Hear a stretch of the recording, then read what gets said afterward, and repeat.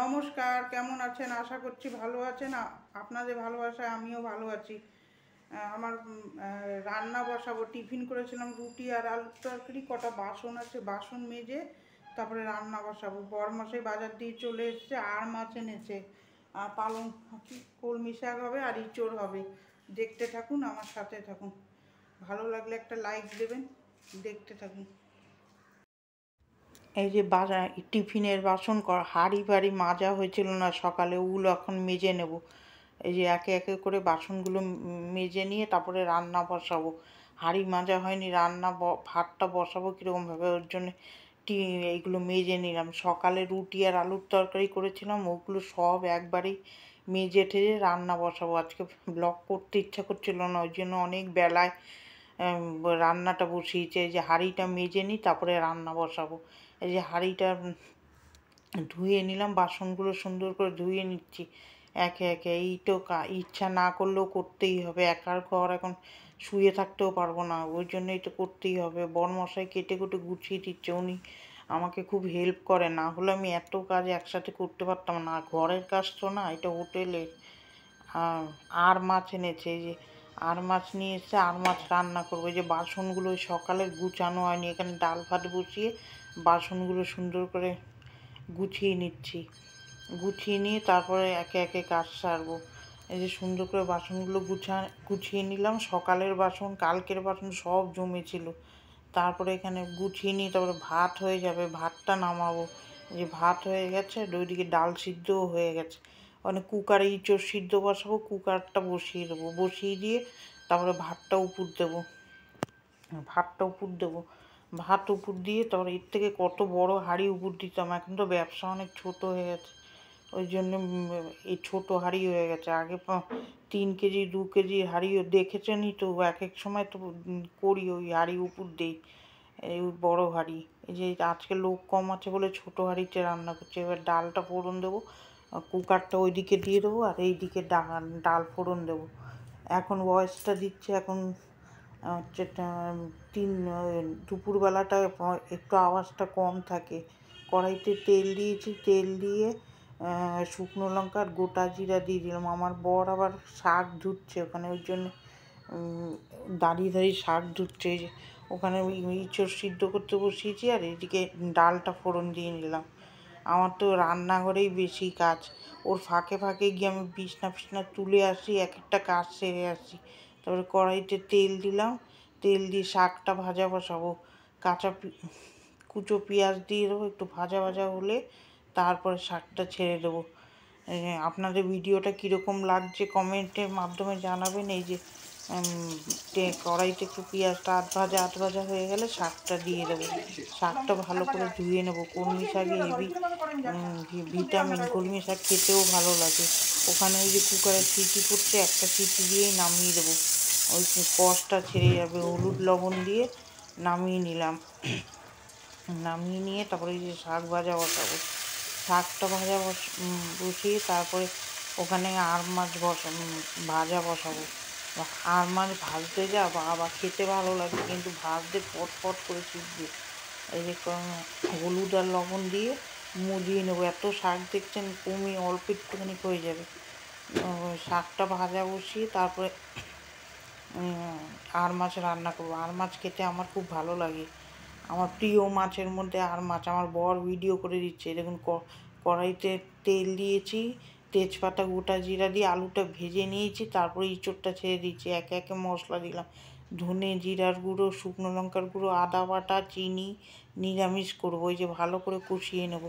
ওখানে মাছটা ভেজে নামিয়ে নিয়ে ওর মধ্যে আর মাছটা করছি, কিন্তু ওটা তেল গোটা জিরা দিয়ে দিলাম, ওর মধ্যে একটু কুচনো পেঁয়াজ দেবো, দিয়ে ওটা আলুটা ভাজতে বসাবো। আর মাছ ভাজলাম ঢাকা দিয়ে ও বাবা কি যে ভেজে নিয়েছে দেখুন। ওইদিকে ওইটা ভাজছি আর এদিকে যে ইঁচড়টা ভালো করে কষিয়ে নিয়ে জল দিয়ে দেবো। নামানোর আগে গরম মশলা দিয়ে নামিয়ে নেবো। রান্নাটা মোটামুটি শেষের দিকে। এই যে আর মাছের ঝোলটা হবে, আর ইঁচড়ের তরকারি আর একটু আমের চাটনি করব, এই তাহলেই রান্না হয়ে যাবে। দেখতে থাকুন আর আমার সাথে থাকুন। আর মাছটা ওই পেঁয়াজ রসুন দিয়ে যেরকমভাবে করে ওই মাছ একটু রিচ করে করতে হবে, আর মাছটা ওইভাবে রান্না করে মাংসর মতন যেরকম রান্না করে মাংস সেরকমভাবে আর মাছটা রান্না করতে হবে। এটা আমি রান্নার ভিডিওতে শেয়ার করলাম, দেখতে চলে আপনারা ওখানে গিয়ে দেখে নিতে পারেন। মনীষা কুকিং চ্যানেল সার্চ করবেন, আর না হলে মেসেজে লিঙ্ক চাবেন তাহলে দিয়ে দেবো, আপনারা দেখতে পারবেন গিয়ে। দুপুরের লাঞ্চ মেনুতে হচ্ছে ভাত, ডাল ইঁচড়ের তরকারি, কলমি শাক ভাজা, আর মাছের ঝোল আর ডাল, এইগুলো রান্না করেছি। তারপরে একটু আমের চাটনি করব। কড়াইতে তেল দিয়েছি, পাঁচফোড়ন দিয়েছি। গরমকালে দেখবেন টক ডাল, চাটনি এগুলিই খেতে ভালো লাগে অন্য কিছুর থেকে। যে পুড়ে গেল পাঁচফোড়নটা, কড়াইটা পুড়ে যাচ্ছে।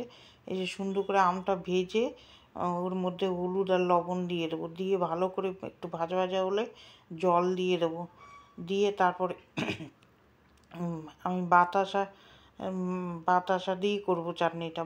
পুজোর বাতাসা জমিয়ে রাখি, আর আমাদের বাপের বাড়িতে অনেক পুজোর বাতাসা জমায়, আমি নিয়ে আসি। নিয়ে এসে এই যে চাটনি বাটনি খেতে খুব সুবিধা হয়, খেতে ভালো লাগে বেশ, চিনিটা কম লাগে।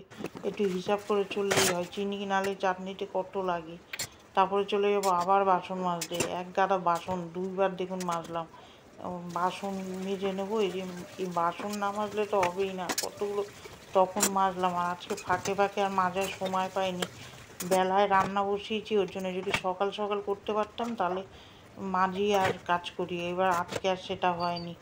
একবারে সব গুড় হয়ে গেছে দেখুন, ভর্তি হয়ে গেছে। মেজে সুন্দর করে পরিষ্কার করে নেবো।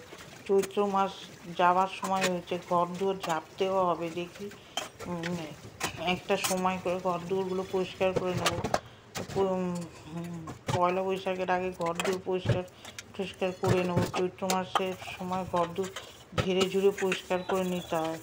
আমি মাসের শেষ মাস তো ওই চৈত্র মাসটা, ওই জন্যে আমি ভাবছি ঘর দুয়ার ঝেড়ে ঝুড়ে সব ধুয়ে বাসলে পরিষ্কার করবো। দেখি কোন দিন আবার সময় পাই।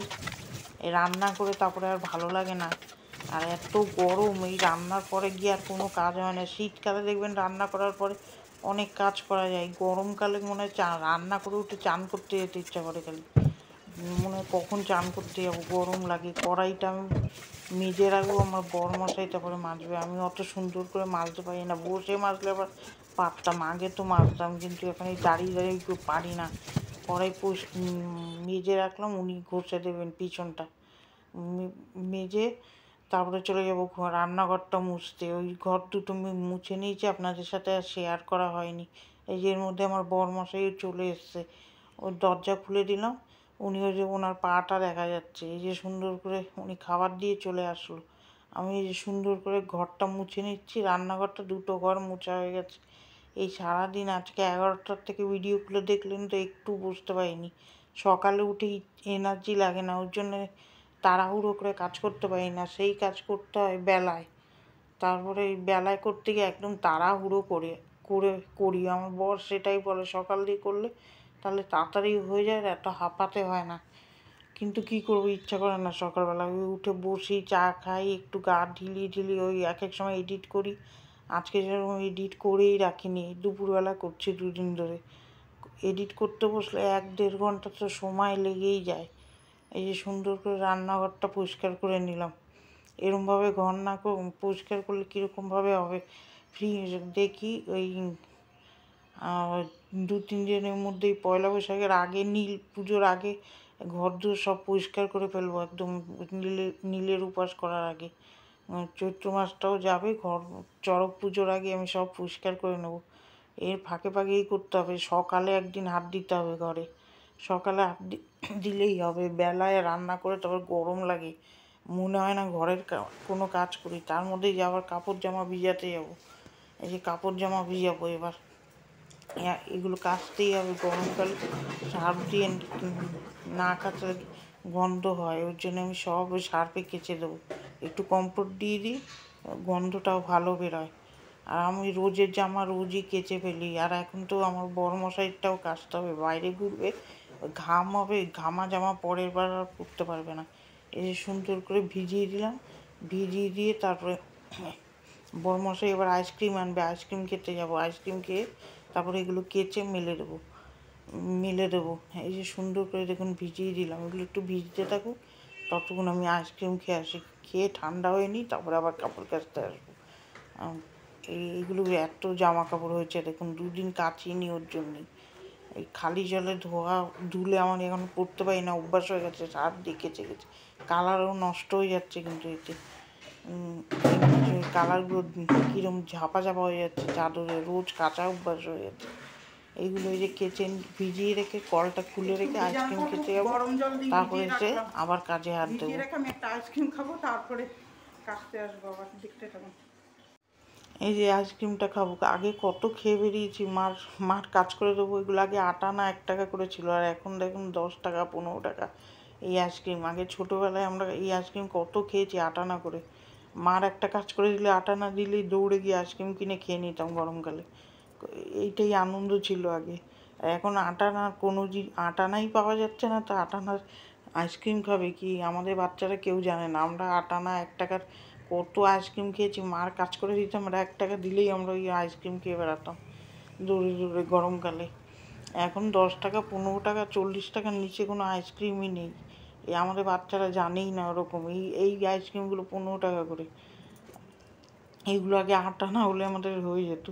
আগে কত আনন্দ করেছি আমরা, 8 আনা 1 টাকা পেলে কত খুশি হতাম, কিন্তু এখন 8 আনা 1 টাকা 4 আনা এগুলি পাওয়াই যায় না, জিনিসই হবে না কিছু এখন 10 টাকার নিচে। এই জামা কাপড়গুলো এবার সুন্দর করে মেলে দিচ্ছি। আমরা ছোটোবেলায় কত আনন্দ করেছি এরকম, এই আমাদের বাচ্চারা সেরকম আনন্দ করতে পারেনি, খেলতেও পারেনি ওরা বেশি, আমরা খেলেও বেড়াতাম অনেক। এই যে সুন্দর করে জামা কাপড়গুলো মেলে দিচ্ছি, দেখুন বাইরেটা রোদ্দুরে ঝলমলাচ্ছে একদম। কালকে তাও ঠান্ডা ছিল, বৃষ্টি হয়েছিল আগের দিন, ওই জন্যে এই যে সুন্দর করে জামা কাপড়গুলো মেলে দিচ্ছে। এই যে দুপুরে ভয়েস ওভার দিচ্ছে, দেখুন একটু আওয়াজ নেই, আওয়াজ পাবেন না। আর বিকালে আওয়াজ ভয়েস দিতে বসলে আমি ভয়েসই দিতে পারবো না, আমার শরীরের মধ্যে অস্থির। এই যে এখন ভয়েস দিচ্ছি বলে ভয়েসটা দিতে পারছি, বিকাল হলে আমি ভয়েস দিতেই পারতাম না। ভয়েস দিতে গেলে এত আওয়াজ গাড়ির, এখন একটু কম আছে আওয়াজ, এখনও ভয়েস দিলে দেখবেন কালকে ভিডিওতে ভয়েস পাবেন না বেশি। বিকাল 5টা বাজতে বাজতে অফিস টাইম ছুটি হবে, আর এখানে তো রোডের উপরে ঘর, ওই জন্যে খুব গাড়ি যায়, বিকালে ভয়েস দিতে খুব কষ্ট হয়। এই যে সুন্দর করে জামা কাপড়গুলো মেলে দিলাম, এরপরে গাছপালায় জল দিয়ে দিয়েছি আমি সকালেই। গোলাপ গোলাপ গাছটা তো বেঁচে আছে, কড়ি আসছে না, জবা ফুলে অনেক কড়ি এসছে, ফুল ফুটবে সুন্দর। এই যে সুন্দর করে সব মেলে ঠেলে দিলাম, কাজ আমার আজকের মতন শেষ। কালকে বিকালে অত কাজ থাকে না, খেয়ে ঘুমাবো, ঘুমিয়ে মোবাইল এডিট করি, ওইটাই একটা কাজ থাকে। এই যে তারপরে এই যে জবা ফুল ফুটেছে দেখাচ্ছি, এই দেখুন কি সুন্দর জবা ফুল ফুটেছে, কড়িতে ভর্তি আছে। যে বেলকুনিটা মেলে দিলাম, জবা গাছে দেখেছেন কি সুন্দর জবা ফুটেছে, আরও কড়ি এসছে, ভরে যাবে মনে হচ্ছে জবা ফুল। কার কার ভালো লাগলো ভিডিওটা একটা লাইক দেবেন, আর কমেন্ট করে জানাবেন ভিডিওটা কীরকম হচ্ছে। ভালো থাকবেন, সুস্থ থাকবেন, কালকে একটা নতুন ব্লগের সাথে দেখা হচ্ছে, টাটা।